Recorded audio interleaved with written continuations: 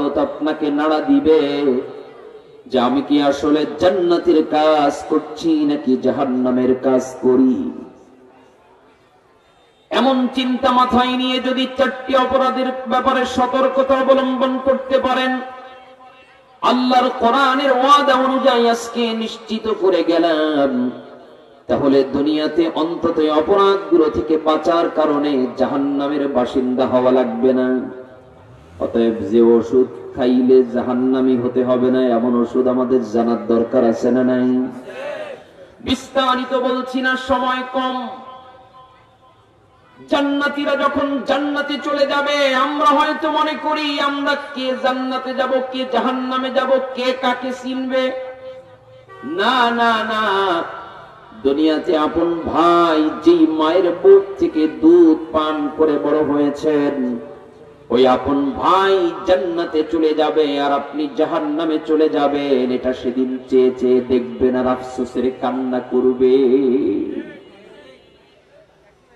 দুনিয়াতে এমন কষ্ট করে মা জননী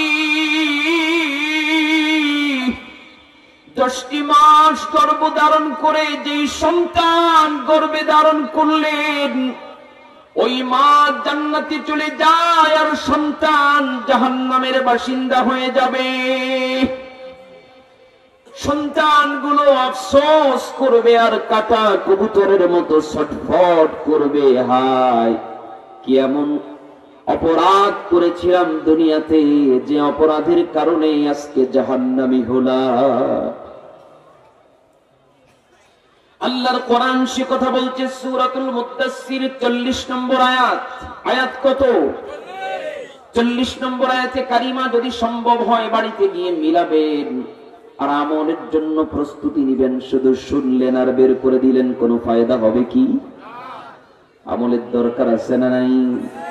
আল্লাহ যেন আমাকেও মানার তৌফিক দান করেন, পড়েন আমিন।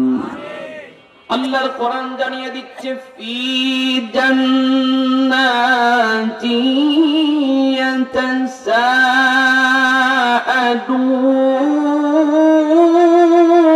ইয়াতাসাআলুন।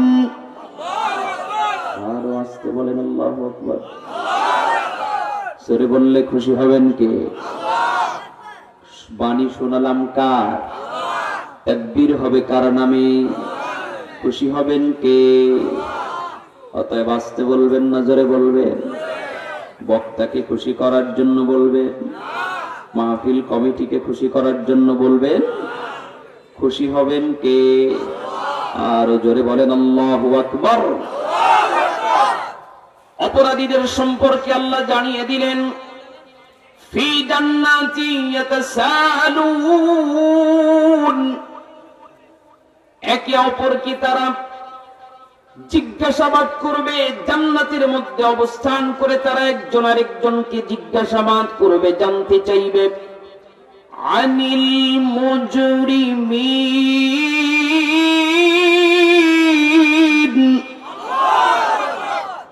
অপরাধীদের সম্পর্কে তারা জানতে চাইবে কি এমন অপরাধ তারা করেছিল। মা সালাকাকুম ফি সাকর। ছোট্ট একটা ইন্টারভিউ নেব নাকি? বলেন তো জান্নাত কয়টা? বলেন। জাহান্নাম কয়টা? ভুয়া ধারণা, ভুল ধারণা। এই যে মসজিদ দিয়ে নামাজ পড়ে আসলাম, মসজিদের গেট যদি 3টা থাকে, দরজা যদি 3টা থাকে, এখন বলবেন নাকি মসজিদ 3টা? কি বলবেন? একটা। গেট কয়টা? 3টা। জান্নাত একটা, জাহান্নাম একটা। জান্নাতের দরজা হলো 8টা, জাহান্নামের দরজা হলো 7টা। সুবহানাল্লাহ পড়েন। আল্লাহর জান্নাত একটা কি এত সংকীর্ণ মনে হয় নাকি যে আরো 7টা করা লাগবে? এক একটা জান্নাতের স্পেস এক একজন জান্নাতি মানুষকে দেওয়া হবে, দুনিয়ার 10 দুনিয়ার সমান হয়ে যাবে। যেরকম আল্লাহু আকবার। জান্নাতে আল্লাহর জায়গার কোনো অভাব আছে? জান্নাত একটা, 8টা না। ভুলটা শুধরে যান। জান্নাতের দরজা 8টা। দরজা কয়টা? এক একটা দরজার এক একটা সম্মান আছে না নাই? জাহান্নাম একটা, 7টা না। জাহান্নামের দরজা কয়টা? 7টা। এক একটা অপরাধ করার কারণে তাদের শাস্তির স্তরের ভিন্নতা আছে না না? এবার তারা বলবে মা সালাকাকুম ফি সাকার, কি এমন অপরাধ দুনিয়াতে করেছিল তারা যে অপরাধ করার কারণে তারা আজকে জাহান্নামের অধিবাসী হয়েছে? এবার একটা একটা করে 4টি অপরাধ তারা বর্ণনা করবে। 1 নম্বরে বলবে ক্বালু লাম নাকু মিনাল মুসাল্লিন।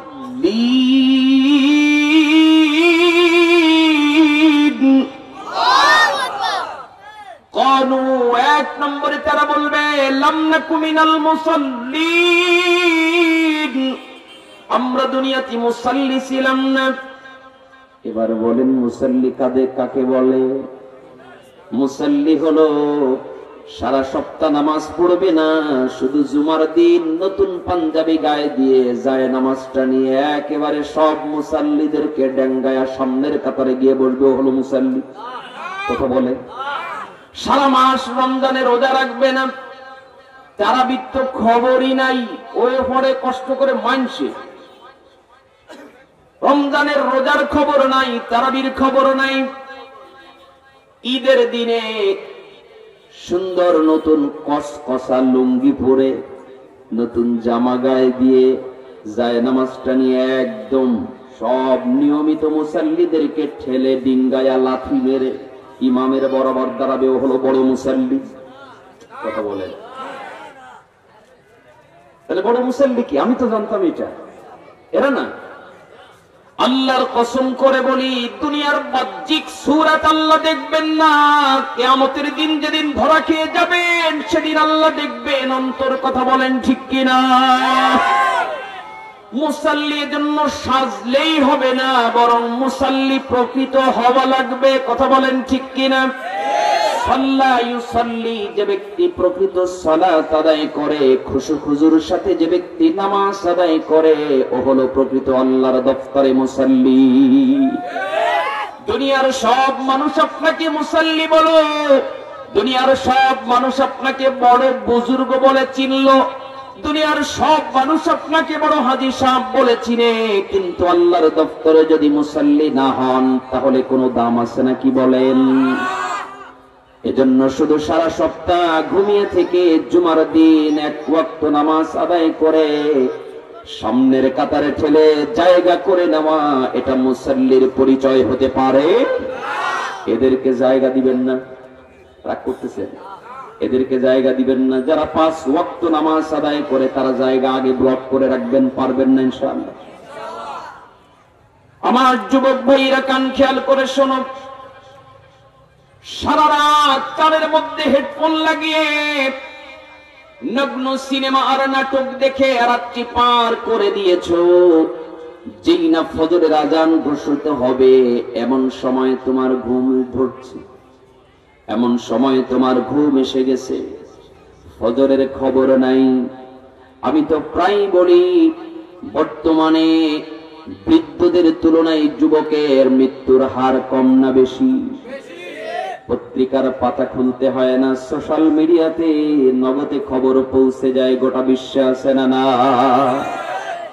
ও যুবক ভাই, আমি তোর মতো একজন যুবক, হৃদয়ের গভীর থেকে বলে যাই, বিবেক দিয়ে একটা বার চিন্তা করবি। আজকে রাতে ঘুমানোর আগে, এই যে রাতে ঘুমিয়ে গেলাম, সুস্থ সবল মানুষ, ফজরের নামাজ কাজা করে দিলাম, ফজরের নামাজ আদায় করলাম না। যুবক ভাই বলো তো দেখি, জোহরের নামাজ কিসমতে হবে এমন কোন গ্যারান্টি তোমার কাছে আছে নাকি? জোহরের আগে জানাজার খাটিয়ালা তোমার বাড়িতে যেতে পারে কিনা? আসতে বলবেন না, পারে কিনা? কেমন করে ঘুমাও তুমি মানুষ রে,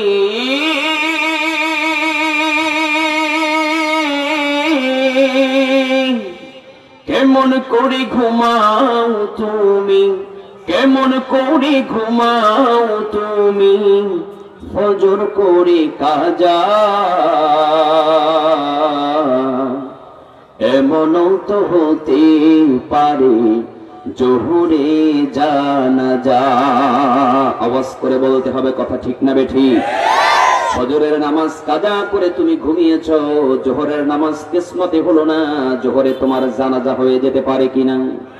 কেমন করে ঘুমাও তুমি, কেমন করে ঘুমাও তুমি, ফজর করে কাজা, এমনও তো হতে পারে জোহরে জানাজা তোমার, এমনও তো হতে পারে জোহরে জানাজা। মুসলিম হয় না জন্ম নিলে মুসলমানের ঘরে, কাফের মুমিন তফাতটা হয় সালাতের উপরে। কথা বলেন ঠিক কিনা? আমাদের দেশে কিছু ইমান আলী আছে, নাম হলো ইমান আলী। কি আলী? ও নামাজ না পড়লে ওর ইমান টাটকা আছে না? না, আমি এর জন্য নামাজিদের কিছু নাম দিছি, রাগ করবেন না তো। কিছু আছে ঈদ আলী। কি আলী? ঈদের দিন যায় এরা। কি আলী? ঈদ আলী। কিছু আছে শুক্র আলী। কি আলী? শুধু শুক্রবারে নামাজে যায়, এই তো পাকা ছাত্র, বললেই বুঝে যায়। কিছু আছে রমজান আলী। কি আলী? রমজান আলী। সারা বছর নামাজের তো খবর নাই, সারাদিন রোজাও রাখে না। কি শরম পাইলেন? রোজাও রাখে না, ইফতারের বড় থালাটা তার দিকে আছে না? না। আবার কত সুন্দর করে আমাদেরকে বুঝায়, হুজুর সারাদিন রোজা না রেখে এক অপরাধ করছি, আবার ইফতার না খেয়ে আবার গুনাহ করব, এত বড় বোকামি না। কথা বলেন ঠিক কিনা? এজন্য রোজা না রেখে গুনাহ যা করছে করছে, ইফতার মিস করে গুনাহ করতে রাজি না। এ হলো রমজান আলী। কি আলী? আপনারা কি ঈদ আলী হবেন না রমজান আলী হবেন? কি হবেন? পাঞ্জেগানা মুসাল্লি হবেন। কি হবেন? মুসলিম হয় না জন্ম নিলে মুসলমানের ঘরে, কাফের মুমিন তফাতটা হয় সালাতের উপরে। মুসলিম হয় না জন্ম নিলে মুসলমানের ঘরে, কাফের মুমিন তফাতটা হয় সালাতের উপরে। এই জীবনে সালাত যেন, এই জীবনে সালাত যেন হয় না কভু কাজা, এমনও তো হতে পারে জোহরে জানাজা তোমার, এমনও তো হতে পারে জোহরে জানাজা। বেনামাজির লাশ কবরেতে রাখিবে যখন, বিষাক্ত ওই সাপের ছোবল মারবে রে তখন। হৃদয়টা নরম করে দিয়ে শুধু সুর না, বরং সঙ্গীতের কথাগুলো স্মরণ করেন, দিলটা গলে যাবে। বেনামাজির লাশ কবরেতে রাখিবে যখন, বিষাক্ত ওই সাপের ছোবল মারবে রে তখন। মাটির চাপে পাঁজরের হাড় ভাঙবে রে তখন। বেনামাজির লাশ কবরেতে রাখিবে যখন, মাটির চাপে পাঁজরের হাড় ভাঙবে রে তখন। বেনামাজির লাশ কবরেতে রাখিবে যখন, মাটির চাপে পাঁজরের হাড়